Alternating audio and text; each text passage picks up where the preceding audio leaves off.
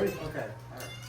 Give me the 3, 2, 1 at least. Be some sort of director. Oh, you're good. It started. All right, but seriously, 3, 2, 1. 3, 2, 1, go.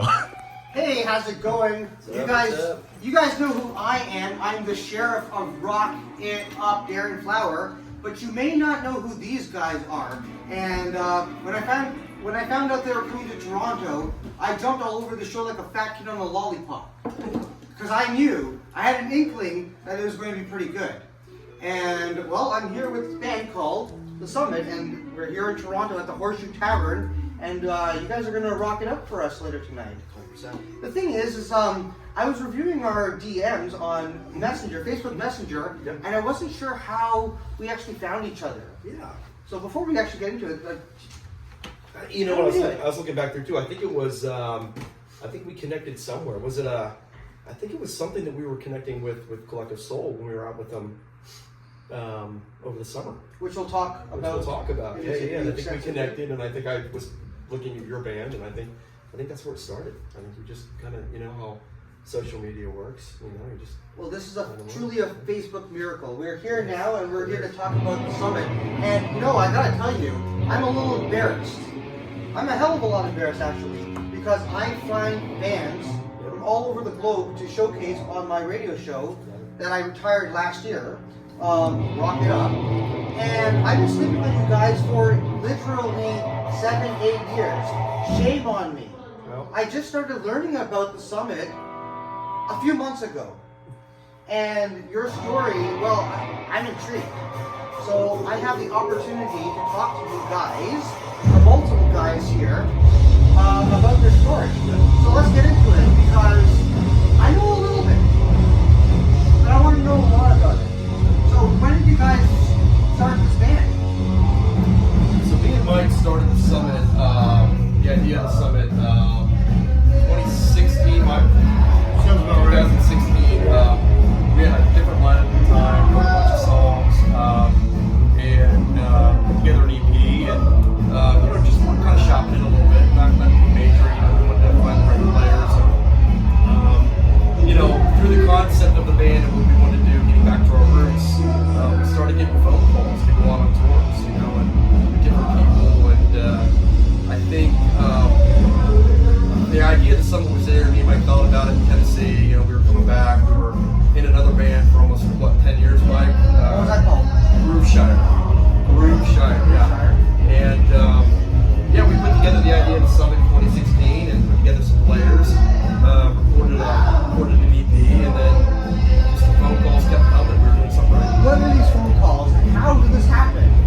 With our EP, we were in Nashville. We recorded it at the studio in Nashville, called the Studio Nashville, and we had done just a 4-song EP. And I had a friend that was a manager for a company who's no longer with them now, and I had just thrown it to him and I said, "Hey man, we're doing a thing." And somehow it got in the hands of a guitar player by the name of Billy Gibbons. I think I've heard of him. Yeah, he's pretty good, isn't he? He's not bad. He's pretty good. He's okay. BFG's a pretty good guy.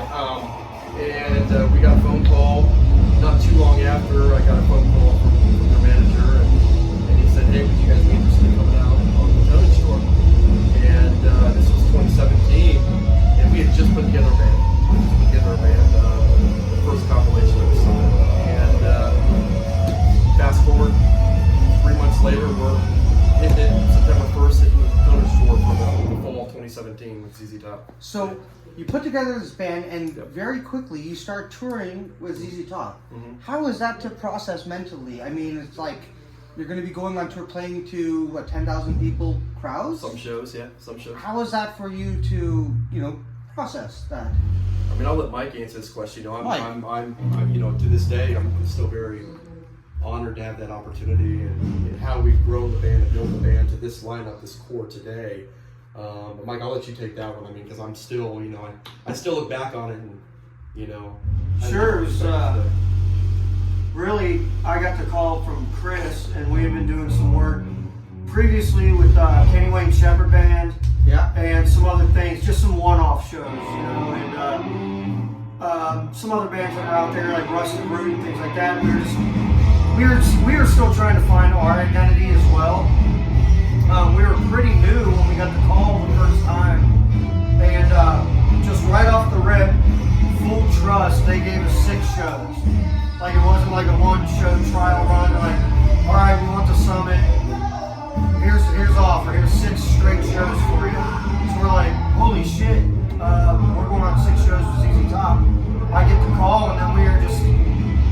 think we automatically just went to a different gear. We like just geared up, and that you know, the honor sets in. Like, holy shit! Like, these guys are Hall of Famers.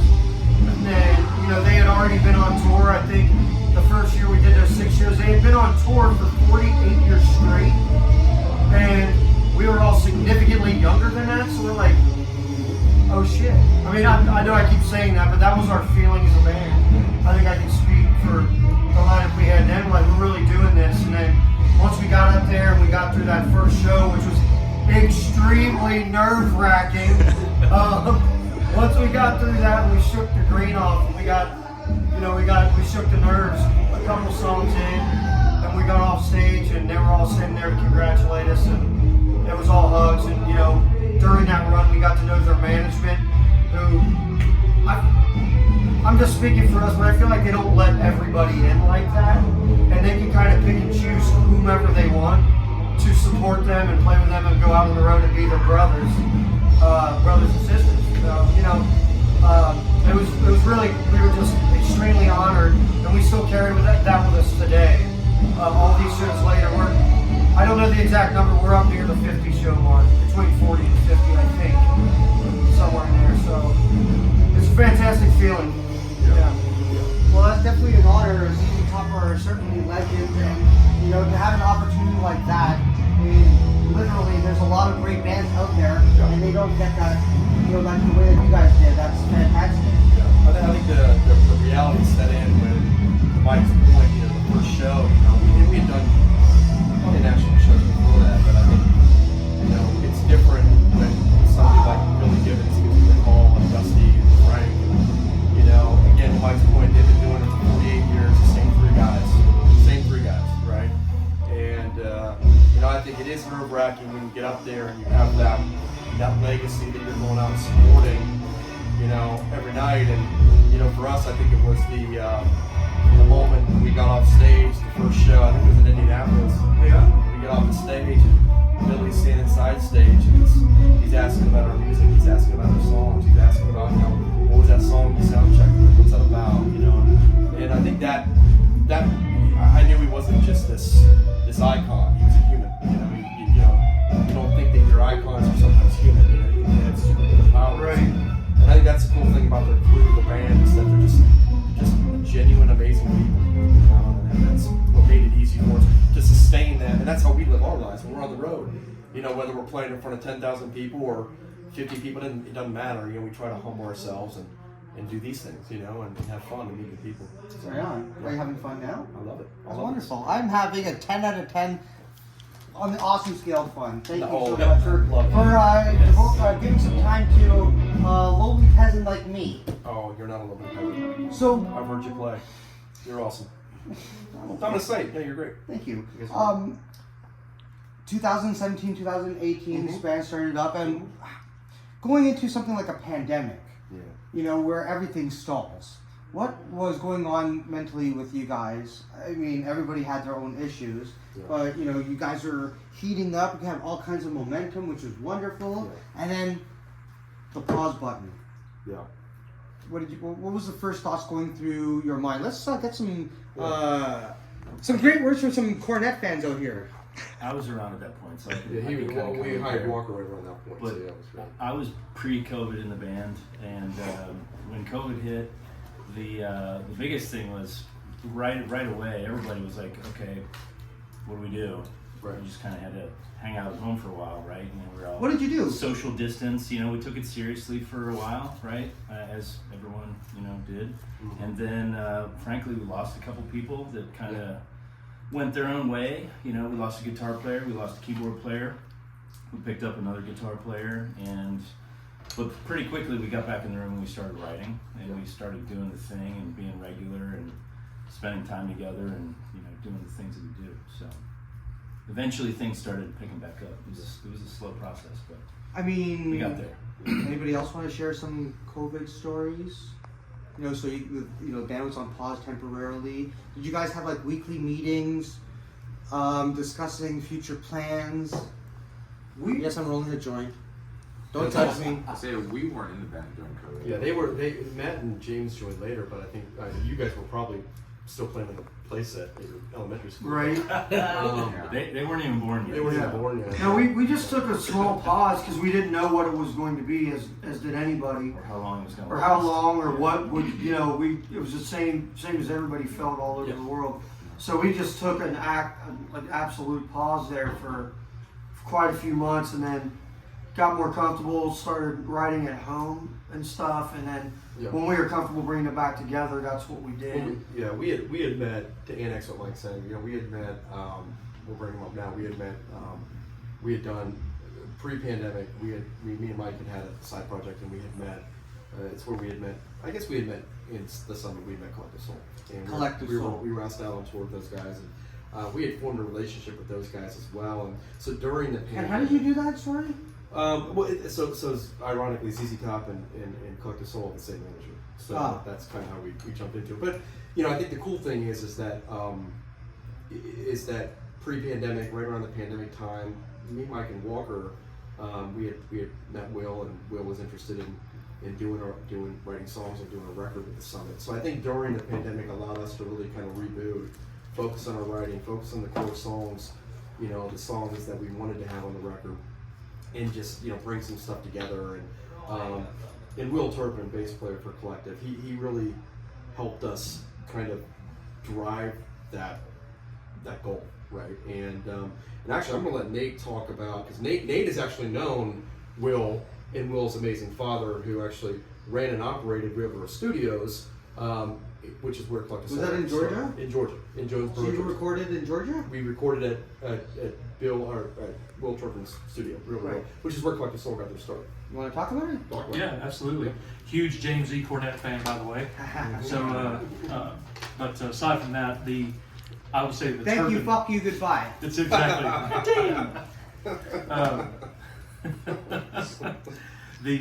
I will first of all say that the Turpin family has done amazing things for Georgia and Georgia music, because that's where I'm originally from. I could hear it in your voice. Thank you. Yeah, Eat a peach. Dulcet tones. That's right. Eat a peach. Eat a peach for peace. That's right. But growing up, just south of Atlanta, Georgia, in Stockbridge area, we always knew Collective Soul. Yeah. So getting to know Will and his family, his dad Bill, of course, who taught me how to record, recording 101, playing in a studio. It's more than just playing, doing what you do on stage. So I've known Will, gotten to know him very well over the years, and our paths would cross occasionally in various bands that I would play in, folks he would know, etc. But one day I get a phone call that, hey, I'm recording these guys called The Summit in the studio, and I need you to come lay down some guitar licks for them. For one reason or another. I said, okay, when do you need me there? He said, keep be good this afternoon. Sure enough. Went home, packed up my gear, and there I was in the studio, reel to reel, in Jonesboro, Georgia, where the studio is now to this day. And hadn't met these guys quite yet, but I was just in the studio by myself that day recording, a couple of tracks on these songs. And let me just interrupt and say, as soon as he plugged in, we were like, fuck yeah. Yeah, we're like, he's hired. As soon as he plugged in. He's hired. It's we all have the same influences, and that is quite apparent. The first time I played live with these guys, it clicked immediately. It wasn't just a studio thing, and it wasn't just a sound thing. And we just got lucky that it happened to be the best of both.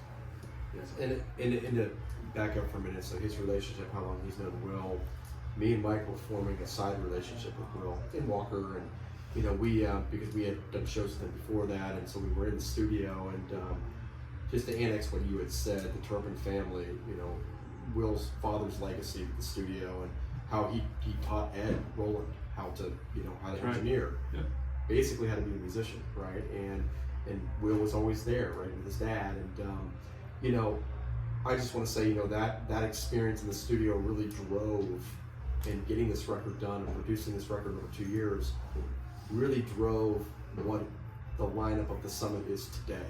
And I think with Nate's addition, led us to make some changes, some difficult changes, but to bring in James and to bring in Matthew. And Matthew both of them have other bands that are fantastic bands, right? Which are what? Let's give some publicity. Matt, go. Mine's the Electric Indigo. It's kind of a jammy rock band, a lot of funk and jazz influence in there. A lot of Allman Brothers, all that sort of Hey, thing. Allman's, you're speaking There it Excuse is. my language. I got this. I don't know if I ever showed you this to you. No, Probably I haven't not. seen it. That's why But I I'm was- all about the Allman There Brothers you go. band. I Yeah. still need the mustard. Road goes on Yes, forever, sir. brother. What do you got there? Got the peach there. You All can barely right. see it. Yeah, no joke. I can tell by just you like holding your That's guitar and just kind of weaving through scales that this guy's going to bring it tonight. Yeah. You know, I'm very excited to hear you guys. For the last week, prepping for this interview, listening to your guys' stuff and analyzing some chords, Yeah. for the songs, and Yeah. I have a problem. Yeah. I have lots of problems. I won't discuss that, but this one problem is, when I hear songs, I start thinking, okay, what key is this in, and Right. what time signature, and what is the chord progression and harmonies and melodies and how they interact and stuff like that. And for like the last week, it's just been like listening to you guys, not religiously, but at least Sure. once a day, Right. and Right. giving it the once over to prepare for this. Right. And you guys sound like you have some really fucking cool songs. The thing is, you can play an instrument really well. That does not guarantee that you're going to be a great songwriter. True or false? True. 100% true. Very true. I met some monster players Yep. that can't write for shit. Yep. And vice versa. And vice versa too. And that's the thing. And that's the thing. Great songwriters. Yeah, a great. Now, Yeah. okay. Here's a question for around the room. Yeah.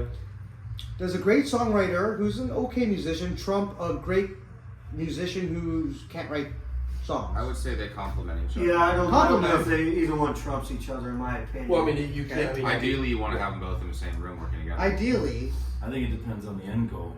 If you have to pick one, do we have to pick one? Yes. If we have to pick one, I will take a songwriter. high five. 100%. Plus, he likes I cornet. want that too. I want that too. Yeah, that's the thing too, because if you hear a good song, but it's played reasonably well, okay, it's good. It's not killer solos and 5-part Right, harmonies or right, whatever. right, It's still right. a good song. Right. But have you ever heard a bad song, in your opinion, played like a 15 out of 10 well? It's still irritating. Sure. So I'd have to go with I take the song over the musicianship. And I do like good musicianship. I value that a lot. Yeah. Anyways. Well, it's about it's about That's just good songs. It's about making the song breathe too, It's and I think some bands forget that. There's bands that just want to be loud all the time. There's bands that want to be super dynamic. There's bands that I think that's one of the things that Will has taught us with this record. We wanted this record to be vintage in the sense that we wanted people ask us what we are with rock and roll, and I think Mike puts it very, very well. What does that mean? Well, we had some of the stuff our dads were listening to on vinyl growing up. That's what we sound like, and we, our parents. And, I think the cool thing about music is that you don't have to be a virtuoso. You don't have to be the greatest songwriter, but if you just pick up that instrument, you go behind that mic, you put the music to the paper, you can write amazing songs. And I think that's, I think that's it, but don't overanalyze it. I think a lot of those musicians just overanalyze. Guilty as Well, charged. sure, we all are at times, right? I mean, I can't turn it off. sure, it's hard. It's hard as shit, When I honk my car horn, Yeah. I analyze what pitch that is. Yes. It's a problem. When I heat up my fucking Or microwave, the what rhythm. is that like, hum? You turn on the Turns it clicker over. and you're like, What BPM is that? And it's like, okay. I did the same thing with Mike's ass after we ate German food today. You're analyzing what, like how big it is, the or pitch, his what? his farts. His farts. Yeah, it's his- quite flat. Oh the my noises god. his ass. Some were two-tone. Yeah. Some were two-tone. He was Yeah. in two pitches. Right. Polyphonic. Yeah. So I was throwing out some good polyrhythms too, man. It's like, It's one a man, good one thing man the band. washrooms were very close, because I think I'm gonna go throw up in about a minute. That's disgusting. You're loud. Okay. Listen, I'm having a great time hanging out with you guys. I'm slowly getting inspired to have this great night of rock and roll ahead of me. For people who've never seen a Summit show, like me, and my cameraman, Yep. what are we gonna get? I think I know the answer, but why don't you tell us to the millions and millions of my followers, More wrestling. thousands. More wrestling. More wrestling. James, what What are we get gonna tonight? get? What are we gonna get tonight? James, what are we gonna get tonight? Tonight, you're gonna get a unique vintage rock and roll experience. I mean, you're gonna dance, you're gonna sing along, you're gonna catch some catchy licks, catchy choruses.